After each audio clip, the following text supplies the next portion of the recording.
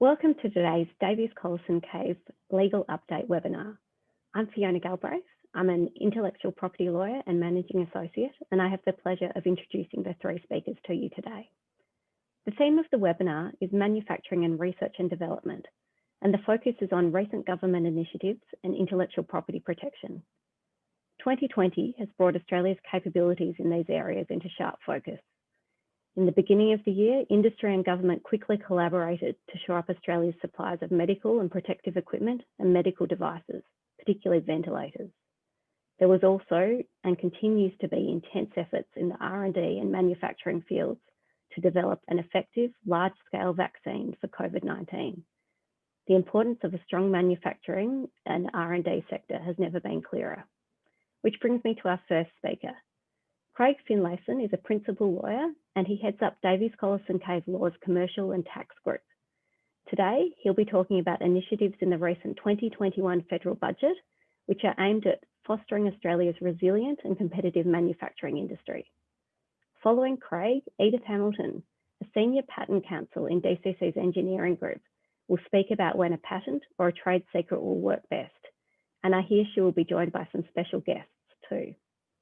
Following Edith, Ian Drew, a principal in DCC's trademark group, will talk about trademark issues in manufacturing and OEM, original equipment manufacturing arrangements.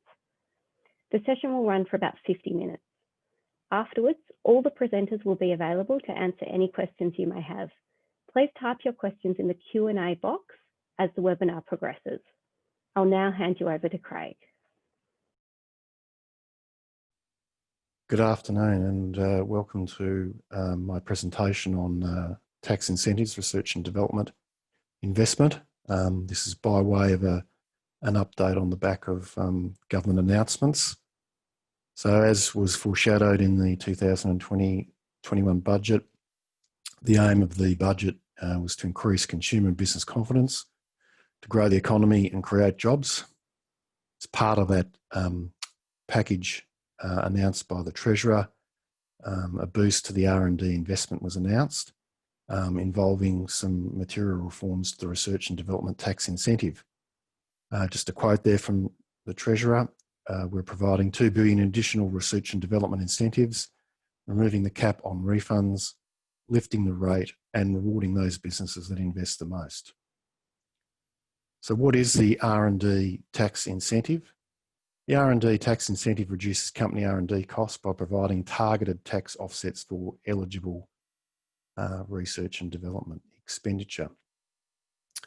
And quite simply, it's designed to boost competitiveness and improve productivity by encouraging investment in activities that would otherwise not be conducted, provide an incentive for smaller organisations and provide businesses with predictable support. The current R&D tax incentive system replaced the R&D tax concession system from 1 July 2011. So what's the current system pre the announcements in the 2020/21 budget?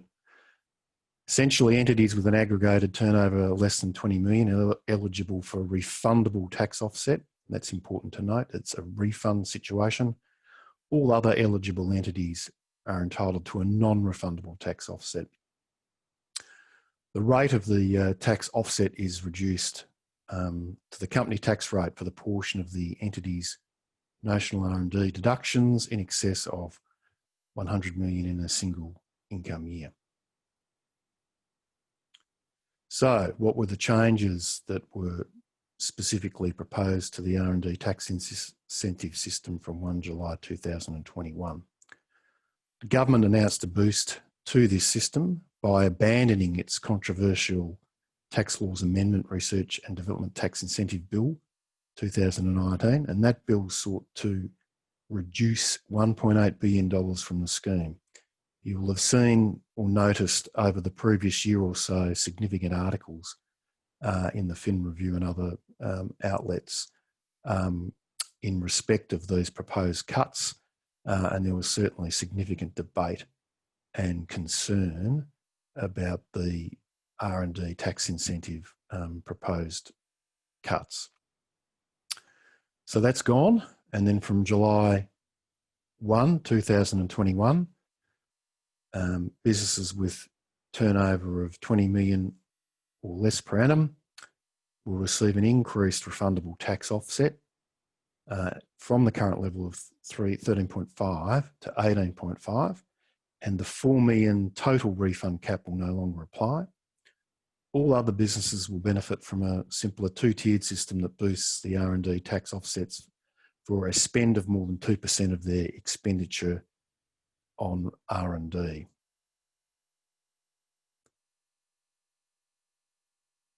So put in a table form, you'll see down the left-hand column the position up to 30 June 2021, and then the position from 1 July 2021.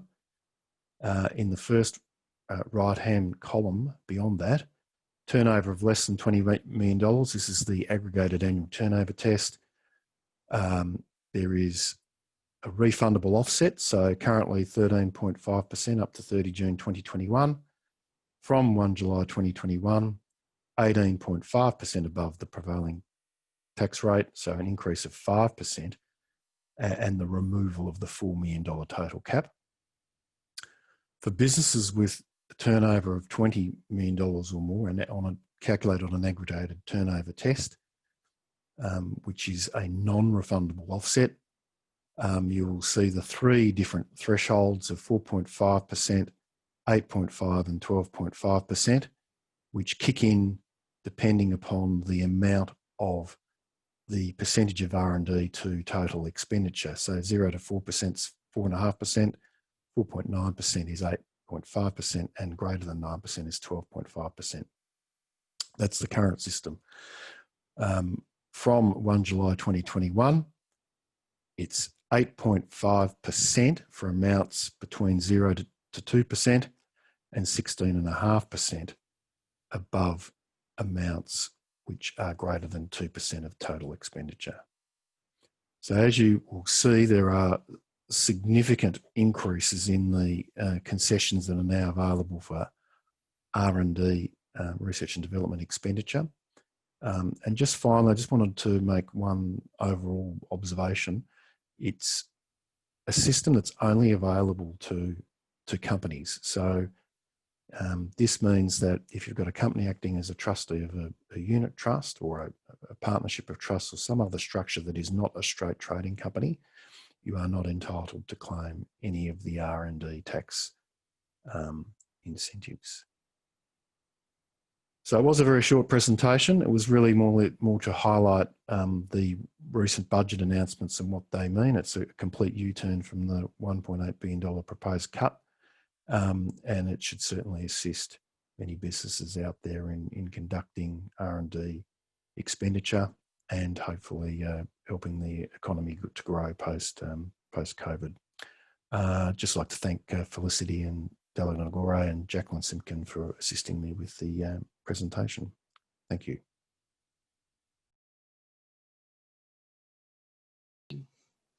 I'm Edith Hamilton. I'm a Senior Patent Counsel in the Mechanical Engineering team at DCC's Patents Group. And today I'm going to be looking at the choice between pursuing patent or trade secret protection. Now, when you're looking at patent or trade secret protection, sometimes the decision is clear. Some developments are best suited to patent protection. Patents are a registered IP right for protecting novel, inventive, and useful inventions, including products, methods, or processes. They're a clear winner when your intellectual property is going to be made publicly available by the product you're going to sell, or if your innovation is something that can be readily reverse engineered. Trade secrets perhaps can be best described as confidential information of a commercial character. These are really useful for certain types of information that aren't eligible for patent protection, such as recipes or plans. Where things get interesting is when you're dealing with the sorts of inventions that fall within the overlap of patents and trade secrets. These can be things like in-house technology, sorts of technology that really come into play in a manufacturing context. These are things like manufacturing processes or the bespoke equipment using for making certain products. This sort of information might be the sorts of things that you can keep a trade secret, but it's also equally eligible for patent protection. So the question is, how do you make a decision on which form of protection you're going to pursue? It's important to bear in mind that patents and trade secrets have slightly different purposes. Now, the purpose of patent protection is it gives you a right to exclude others from exploiting your invention. And as a registered IP right, it's got a fixed term of typically 20 years, although some pharmaceutical inventions are eligible for a longer term of up to 25 years. A trade secret, on the other hand, is really directed to providing a protection against the unauthorized use of your confidential information. And this is going to affect which option might be the best for you depending on your commercial goals. To get some perspectives on the sorts of strategic considerations you might want to consider when choosing how to protect your IP, I spoke to Jane Perrier and Karen Hallerstein, who are the managing directors of Effervescence. Effervescence is an IP consultancy joint venture between Jane, Karen, and Quantum Intellectual Property Limited. Quantum Intellectual Property Limited is also the owner of Davies Collison Cave. Jane and Karen were kind enough to share their thoughts on the sorts of things that are considered significant to potential investors and partners when you're talking about patents or trade secrets. So Jane and Karen, many thanks for agreeing to speak with me today. Now, I would love to hear your thoughts on the strategic considerations that might play out in the context of the valuations of patents and trade secrets. Thanks so much for asking us to be part of the video, Edie. Both patents and trade secrets are potentially material business assets, and as such, they can be strategically and financially valuable to a business. Like other material assets, patents and trade secrets are both capable of being reliably and robustly valued, in that their economic worth can be assessed and measured in a similar way to, for example, land. While valuation of intangibles is sometimes considered to be a dark art, patents and trade secrets are actually valued in accordance with accounting standards and international guidance and principles. There are a number of different methodologies, and in our experience, a valuation which includes a quantitative economic analysis and a qualitative technical and legal assessment of the underlying IP, that's the most effective. A reputable valuation provides accurate and transparent financial information to assist informed decision-making by boards, investors, lenders, and others. For example, in the context of raising capital or selling a business, or trying to set a fair royalty fee for a license, or even to help facilitate in a dispute resolution. Valuations are perhaps particularly important in the context of trade secrets. Many investors and purchasers see patents as a rubber stamp of value. That is, that it automatically recognises that an invention has met the high standards required by the Patents Office, and therefore it's an inherently valuable thing. The value of a trade secret can sometimes be less obvious. So an economic valuation from a reputable provider can really help provide assurance to third parties about the economic worth of a trade secret. Mm-hmm. So in your view, when someone is considering patenting and trade secret protection, how might they optimise the value of their IP? Great question, Edie.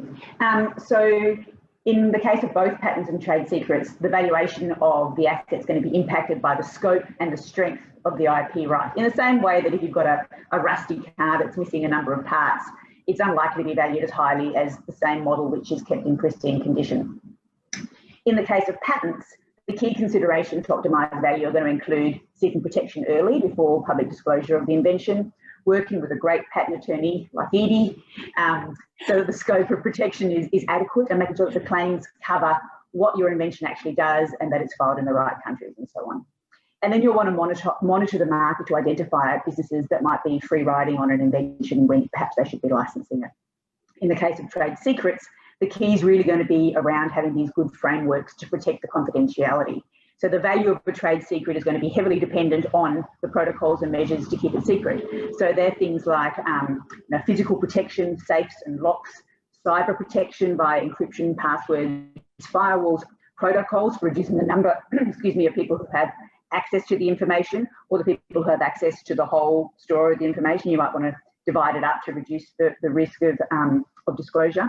And also the infrastructure and processes for sharing with third parties. So you'll want to make sure you have good NDAs and terms and conditions for access. So these kind of frameworks are going to help firstly safeguard the secrecy and value of your trade secret, but also provide assurance to investors, prospective purchasers and partners, showing them that you've got your IP in order and that the business is one that they are interested in being involved with. And in the case of both patents and trade secrets, an economic valuation will certainly also be enhanced by robust governance and risk frameworks aligned to your business strategy and commercial objectives. Mm-hmm. So in your view, when someone is considering patenting and trade secret protection, is it that patents or trade secrets are perceived as stronger or better, or vice versa? Is there something that investors seem to have a preference for? Yeah, who's the favourite child? Exactly, who's the favourite child? Look, in that context, it's really no one size fits all. It depends on that's code for we love all our children. We love all our children. No favourites in the IP family. Look, it really depends on how important IP is to your core strategy and which elements of IP are relevant to that core strategy, how your business is intending to use or commercialise your intellectual property, how easy it might be to protect a secret, what your budget is, a whole range of factors might be considered.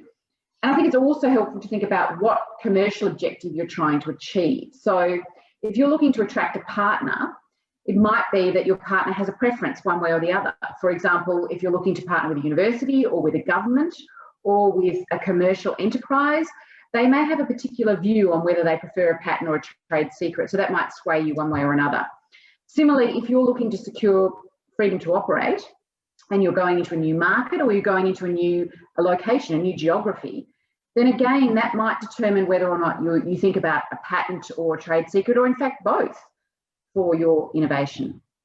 Yeah, good points, Jane. And as Jane says, investors and purchasers, and some in particular, absolutely do like to see patents. And we talked earlier about, they're seen as this sort of rubber stamp and a shorthand way to demonstrate value and commitment to IP. But a trade secret with a great confidentiality protocol and evaluation report to back up its inherent value can also be very impressive to investors. So it really is this matter of taking the time of strategically considering which is the best fit in each circumstance. And of course, a really effective way to do that is as part of an overarching IP strategy, which aligns your patents, your trade secrets, and all your other IP to your business priorities. But that's probably a topic for another day, Evie. It's all part of working out exactly what's going to work in the context in which you're working. No, absolutely, exactly. Now, if Jane and Karen's comments have got you thinking about your IP governance, I'd really encourage you to check out DCC's October webinar that has some valuable insights on things that you might want to bear in mind when preparing documentation to put yourself in a really good position for protecting your IP. It also has some very valuable guidance on confidentiality agreements, which are really important, particularly in the context of trade secrets. Now, on the topic of trade secrets, one important thing to remember is that they relate to the use of your confidential information. They don't stop somebody independently developing the same invention as you that you might have kept secret.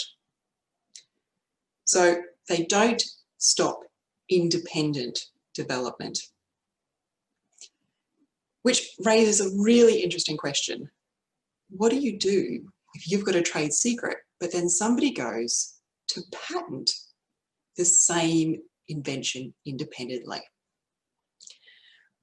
Well, fortunately in Australia, we have some exemptions to infringement, in particular one for prior use.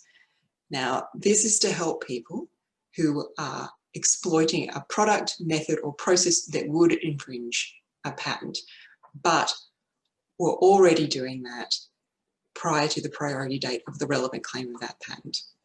Now, there's a few different parts to section 119, so I'm just going to step through them and highlight a few things for you to consider.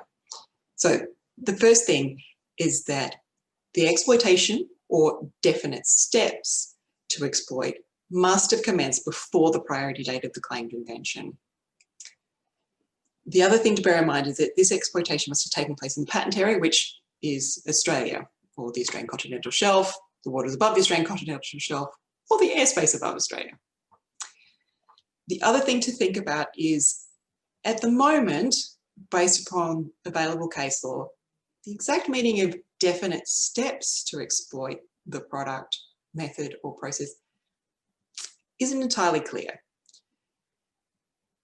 Some of the case law to do with the previous version of section 119 gives some indications. Based upon that, it indicates that a specific plan to make a patented product is likely to constitute definite steps to exploit. On the other hand, if you're considering a number of different options, one of which might be making a patented product, that may not meet the threshold. And it's important to bear in mind that because we're dealing with patent protection that's being pursued independently, you're not going to have a good idea when this patent application might suddenly be filed. So there is a risk that you've got to think about, particularly if you're working in a technology space where you're likely to see a lot of independent innovation. Now, continuing to have a look at section 119, some other things to bear in mind is that you've got to continue with exploiting or taking the steps before the priority date. You don't want to have stopped or abandoned those steps before the priority date of the claimed invention. Once again, you've got to bear in mind, you're not going to know exactly when that patent application is going to be filed. The other thing is that you don't get this exemption if your knowledge of the invention has come from the patentee, unless, of course, the relevant information was made public by the patentee or their predecessor in title. And finally, an important thing to bear in mind is if you are eligible for this exemption as a prior user, it is possible to transfer your entitlement to another party, which can be important when you're thinking about how you might be dealing with your business and any future plans. But it's also important to bear in mind that that entitlement has to be disposed of in its entirety. You're not allowed to divide up the entitlement and share it up. One hit.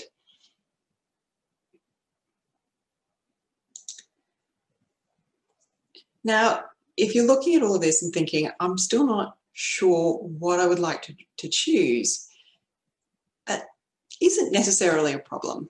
There is a good period of time in which you can consider both patent protection or trade secret protection. On this, it's important to bear in mind that a whole load of inventions start their lives as trade secrets. That initial development stage, before you've filed your first patent application, you're keeping that information a trade secret, you're not disclosing it. So you can see early in the patent life cycle, trade secret protection is sitting right there as well. The problem is that as you continue along the path to pursuing patent protection, your application will become public. And as such, your trade secret information to do with the invention will be publicly available.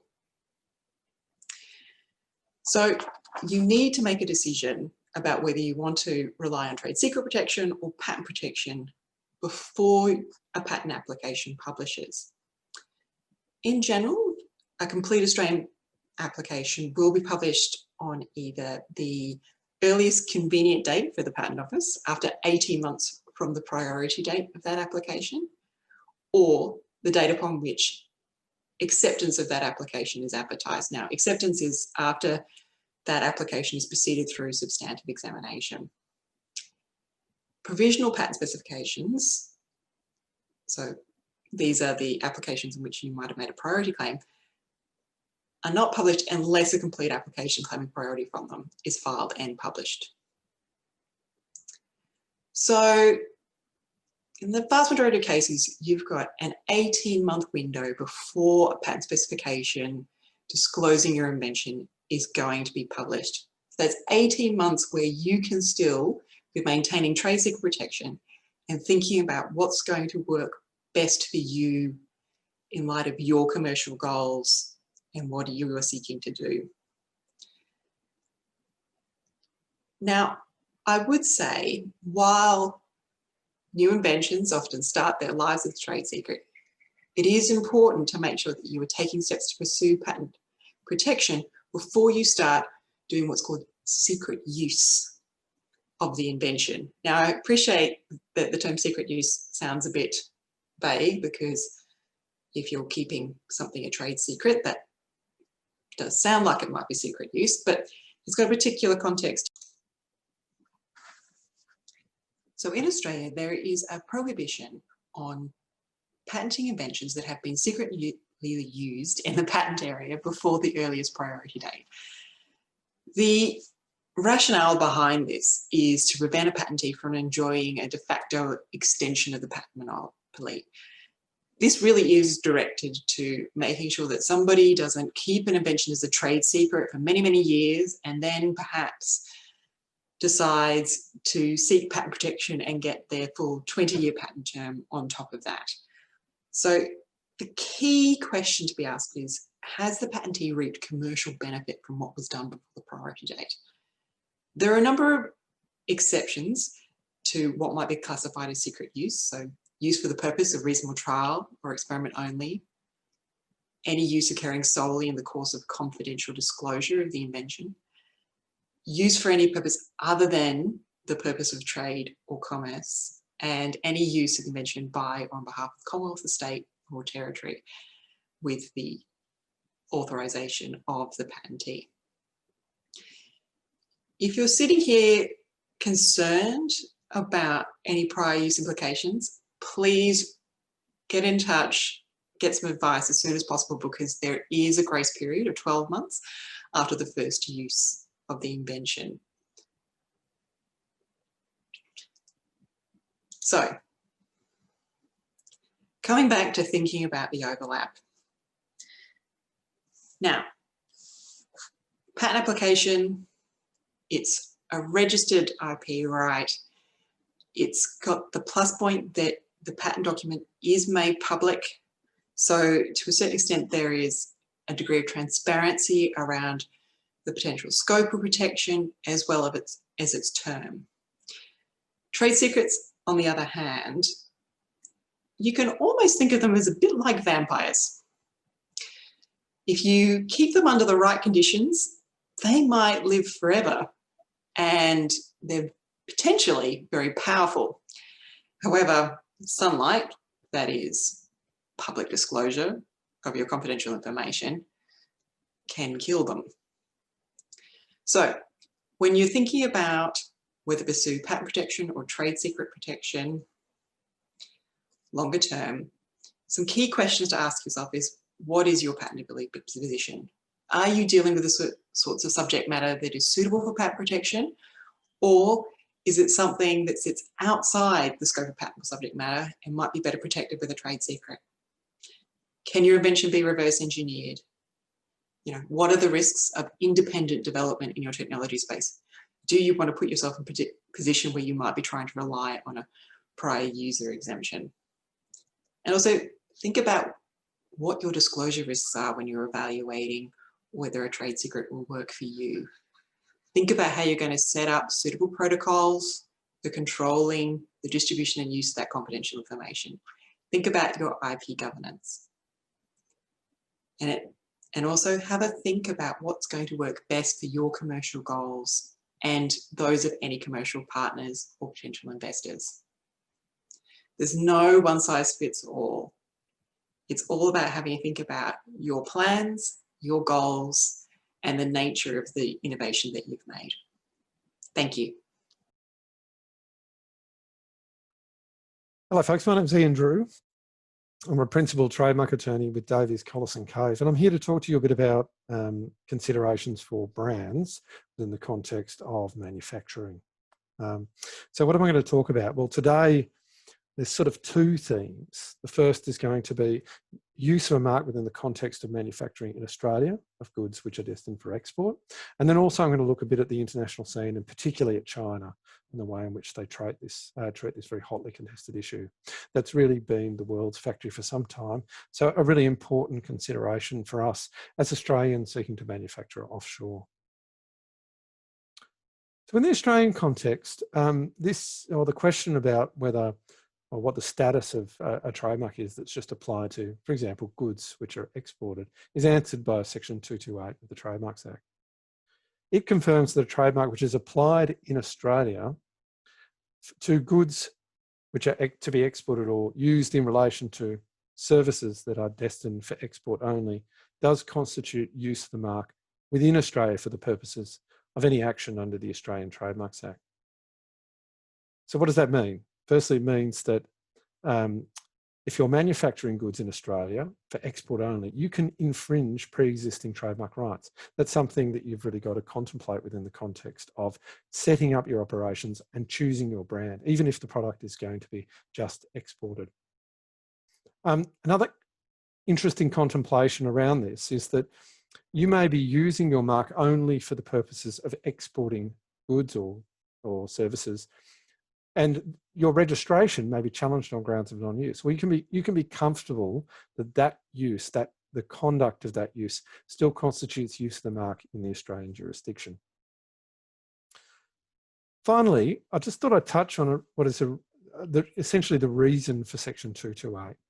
And that's because Australia is a common law system, and there isn't, if we didn't recognise that the use in this context, in the exporting context, was use of a trademark as registered or for the purposes of infringement, we could find ourselves in the situation of having to rely on the common law tort of passing off or trying to bring an action under the Australian consumer law, which may in fact not be available. Now the reason is because those two actions are dependent on the relevant mark having a reputation and the use of the competitor's mark being likely to deceive or cause confusion, or rather mislead or deceive.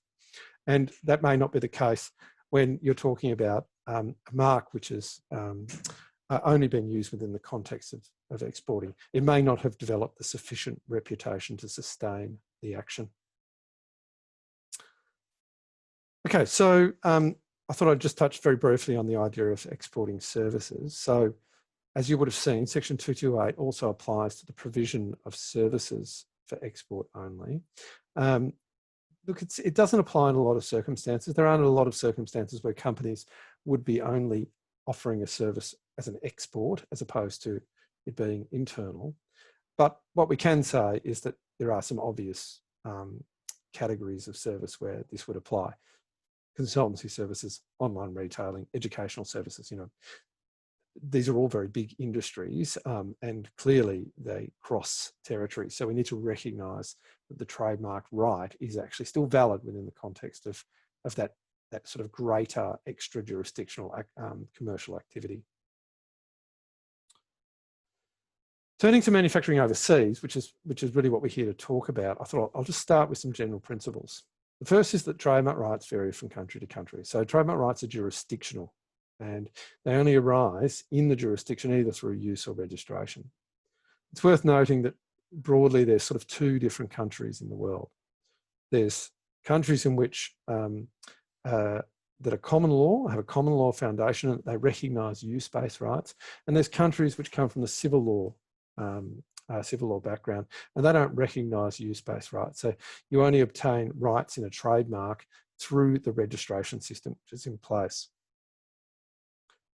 Now, fundamentally, and in most countries, it's very clear that the use of the mark for goods or indeed for services which are exported only is still considered use of the mark in the country of manufacture. So you go to Japan, that's the position. You go to the US, that's the position.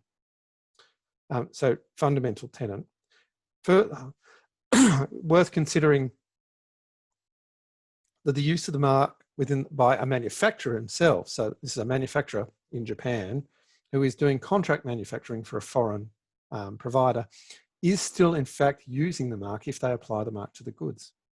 Use of a mark is a sort of a fluid concept, and realistically, sort of in developed countries, the idea is that the mark can be used at multiple points through the supply chain, from manufacturer right through to when it is ultimately retailed, and the goods are handled by the retailer or the distributor.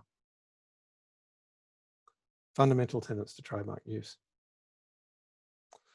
Now we're going to dig into China. Okay, so China has for a long time been really the world's factory, and they've had a very extensive network of what they refer to as original equipment manufacturers, or they're often referred to as OEM companies that are manufacturing across all of these for a whole range of clients across the entire world. So in China, trademark rights only arise by registration. I talked about this before. It's a civil law country, so use-based rights don't arise. And in any event, use-based rights, as we talked about, would be dependent on a reputation. There is some special provision in China for protecting rights of those that have got a significant or built a mark with a significant reputation in the Chinese market. But those sorts of rights are never going to arise off the back of use of the mark in the OEM manufacturing context only. Moreover, Chinese manufacturers that are applying marks of foreign entities to the goods which are exported, they're the ones that are typically or potentially in the frame for a type of trademark infringement type action. And so there's lots and lots of activity that's going on there. Now, everyone is out there then looking to protect these brands, and it might be, for example, a company in the UK that's wanting to ensure they can continue to manufacture in China, just as much as it might be a company that is claiming a mark which is coming into China from the US or from Australia. And all of those companies could be using the same or very similar marks. So it's very easy for there to be conflict. And so what we've seen in China is this huge boom of trademark registration. So in the first half of 2020, we saw 4.284 million trademark applications filed, and over 2.5 million trademarks actually progressed to registration. So these are very significant numbers. I'll put that in context. So in Australia, there's only been something like a little over 2 million trademark applications ever filed. So in half a year in China, more trademarks were registered than have ever been filed in Australia in the some 120 years we've been registering marks in this jurisdiction. At the moment, there's over 27 million registered marks in China. And most of these are not marks which are obtained or filed by foreign companies. Most of these are in fact filed by Chinese companies who seek to use the trademark registration system for what it's for, to protect their business reputation. So what are the problems we've had in China? Well, look, everyone talks about trademark squatters. This historically was a significant issue. Chinese bad faith actors were filing for foreign entities marks as a way of creating some commercial leverage or selling the mark back to the party. That really has been dealt with to a large extent by the Chinese government.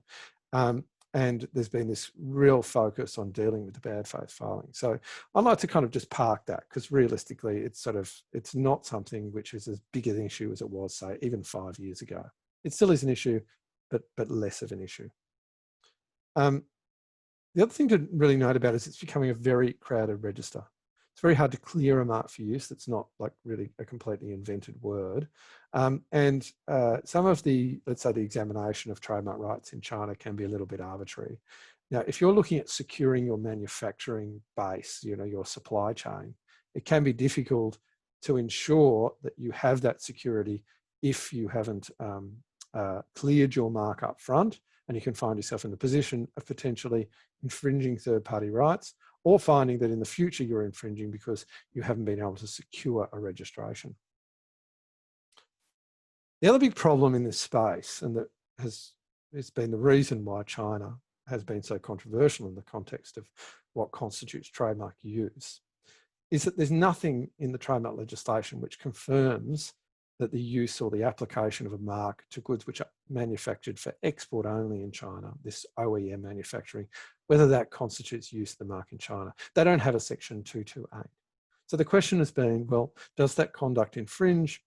Would that conduct defend a non-use challenge to a registration in the event that one arose? So what we've seen is some very disparate decisions in China in this space. So I'm just going to touch on really what, the big ones and then explain to you what the current position is.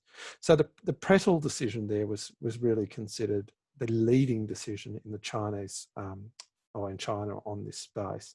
And in effect, what happened in that case is that Supreme People's Court, they confirmed that manufacturing by OEM companies did not infringe a trademark registration because the mark was never exposed to the Chinese public. Okay, so if we just think about that for a second, there's no actual use in Chinese commerce, and so it can't infringe a Chinese registration. From an Australian perspective, that feels very unusual. That could be a situation where indeed you're talking about an identical mark that is registered for exactly the goods which are being manufactured. So there's been all sorts of hypotheses as to why the Supreme Court in China decided to go this way. The main one that I've heard is that it is somewhat political, and it's really about the fact that if there was infringement in that context, many of these OEM companies would be shut down. They'll be facing big fines, and that would lead to social issues, that unemployment in relevant areas, and particularly if major manufacturers were guilty of this. The landscape has then been changing from there, and we see in the Dongfeng decision that the Supreme Court then came out and said, well, look, no, okay, it's not enough it's not just open slather. And you can see the political pressure that's coming through from foreign countries in relation to this issue. But it's not just open slather, and what the OEM manufacturers need to do is they need to exercise a duty of care to ensure that their foreign consigners actually enjoy rights in the relevant mark before they engage in the manufacturing. Otherwise, it would be considered an infringement. But importantly, the Supreme People's Court also indicated that they just held that you could discharge that duty by just asking the contractor to demonstrate that the mark was actually owned in the destination country. Now, the Mango decision really applied, I mean, that's the non-use scenario. That applied the Pretel approach to say, well, if you haven't used the mark actually in Chinese commerce, well, then you're not going to be in a position to defend a registration to a non-use attack.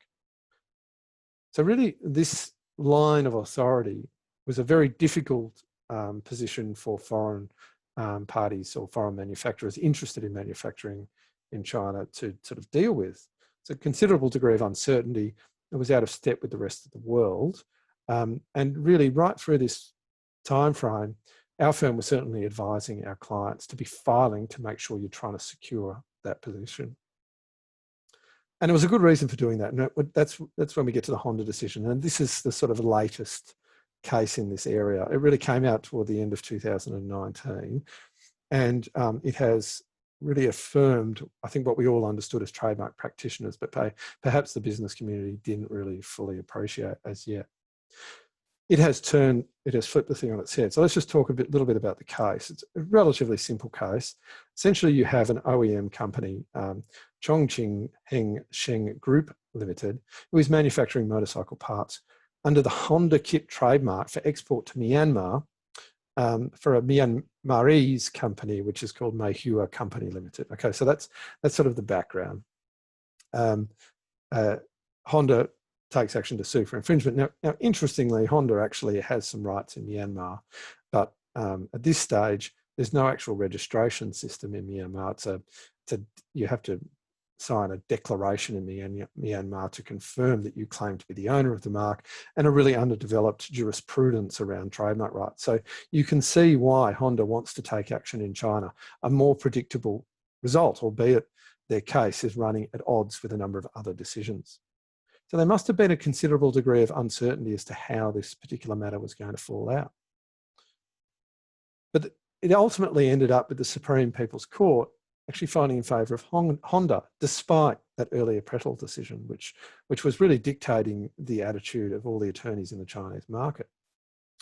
So what they said was that actually we need to think about the entire chain of production. Remember how I talked about that before, about the reasons why we need to be worried about who in fact is using the mark? This is the Supreme People's Court sort of validating that position that we've seen around the world. And to give themselves a little bit of wriggle room, I guess, in terms of how to reconcile it a bit with the Pretel decision, they said, well, look, what we're actually doing is we're expanding who the public is. The public actually, in fact, does include operators who are handling the goods in that process of export. So they're part of the public, the Chinese public as well. So if they've seen the mark, then clearly there's use in the Chinese jurisdiction. But importantly, they went on to say that Chinese consumers may be likely to encounter these goods either online or when they're traveling. So if someone, a Chinese consumer, goes to Myanmar and he sees the Honda Kit product, he may well consider or become aware of that mark, and that was considered relevant consideration in the context of whether there's an infringement going on in China where those goods are manufactured. So flips it on its head. And what does it do? It makes it incredibly important for manufacturers in Australia, or rather companies in Australia looking to manufacture in China. They put in place the relevant rights to ensure that they're able to secure their supply chain. So that brings us really to our takeaway messages. First and foremost, pretty much on any trademark strategy, is to think about searching. We talk about this all the time. The number one thing a business does not want to end up in is a trademark dispute in relation to a new brand which you're looking to launch to market. You want to be free to use and register that mark. And in this context, what we're talking about is the manufacturer being able to use the mark or apply the mark to the goods and avoid infringement, and the foreign company also avoiding that infringement. Secondly, we're concerned with being able to register it so we can secure that supply chain. So we don't end up in a situation of some later actor coming along, registering a competing mark, and then using that to undermine your manufacturing facility, forcing you to potentially look at moving your manufacturing to another jurisdiction. Clearly, securing registration early is really important. Don't think about setting up your manufacturing arrangements first and then look to mop up the attendance to registration. Get in place the rights before there's any potential obstacle in the jurisdiction. And finally, consider some of the other benefits which flow from registration. You can work with Chinese customs authorities to register details of your trademark rights in China and then use them to stop competitors sending or counterfeiters from sending competing product into your jurisdiction. And finally, if you do see some nefarious activity in China, same with anywhere, consider taking action to restrain, possibly at the choke point, like we saw in the Honda case, to stop the original, the manufacturing point. And that may have benefits across multiple jurisdictions because it would unsettle the competitor's supply chain. Okay, thank you very much. It's been good to talk to you. If you have any questions in relation to branding, feel free to contact me at Davies Collison Cave.